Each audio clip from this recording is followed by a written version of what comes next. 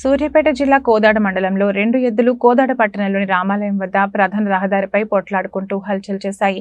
సుమారు గంటకు పైగా ఎద్దులు హల్చల్ చేయడంతో రోడ్డుపై కొద్ది మేరకు ట్రాఫిక్ జామ్ ఏర్పడింది.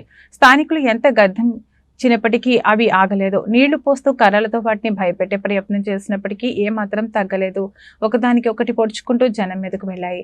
చాలాసేపటికి ఆర్టీసీ బస్సు ఎదురు రావడంతో ఎద్దులు పొడుచుకుంటూ వెళ్తూ ఆర్టీసీ బస్సుకు డివైడర్ కు మధ్యలో ఒక ఎద్దు ఇరుక్కుపోవడంతో మిగతాది వెనుతిరిగింది. దుకాణాలను ఎదురుగా రహదారి పక్కన పార్కింగ్ చేసిన ద్విచక్ర వాహనాలు ధ్వంసమయ్యాయి.